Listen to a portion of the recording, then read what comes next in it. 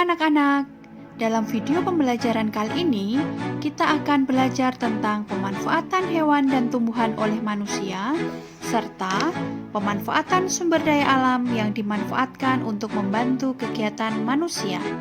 Yuk kita simak bersama.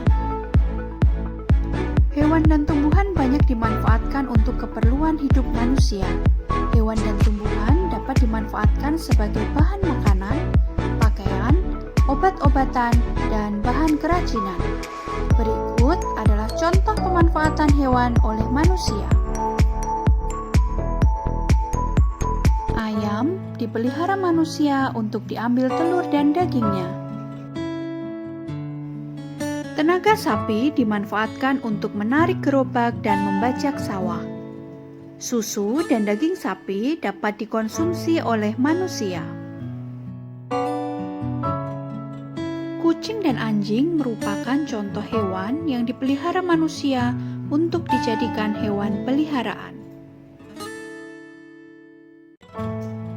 Berikut adalah contoh pemanfaatan tumbuhan oleh manusia. Sayuran dan buah-buahan dimanfaatkan sebagai bahan makanan, minuman, dan obat-obatan. Selain itu, tanaman dibudidayakan untuk dijadikan tanaman hias. Batang pohon dapat dimanfaatkan untuk bahan bangunan, pembuatan perahu, pembuatan perabotan rumah tangga, dan pembuatan kertas. Selain dimanfaatkan untuk memenuhi kebutuhan sehari-hari, ada pula sumber daya alam yang dimanfaatkan untuk membantu kegiatan manusia. Ingat, pemanfaatan sumber daya alam harus kita lakukan dengan bijak ya. Berikut adalah contoh pemanfaatan sumber daya alam dalam berbagai kegiatan. Pertanian padi memanfaatkan sumber daya alam sebagai berikut.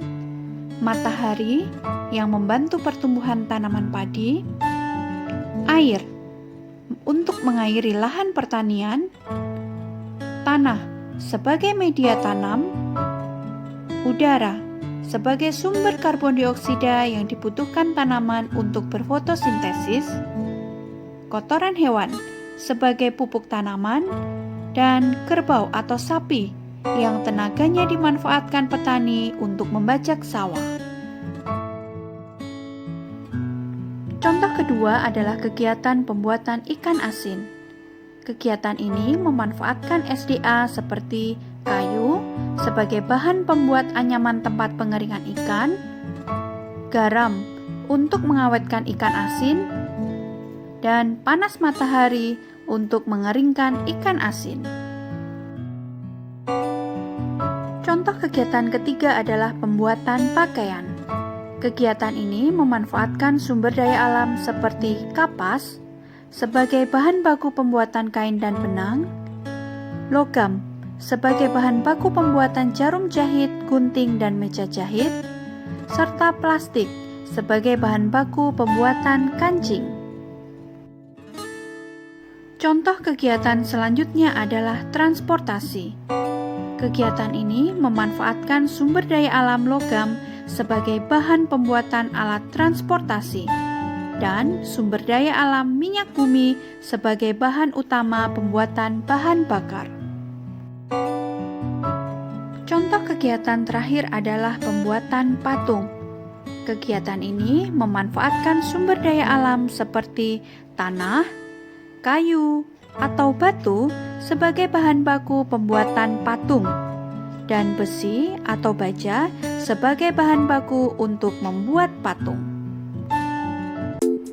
Nah, anak-anak, ternyata hewan, tumbuhan, dan sumber daya alam di sekitar kita sangat bermanfaat untuk memenuhi kebutuhan hidup kita sehari-hari. Sampai jumpa di video pembelajaran selanjutnya.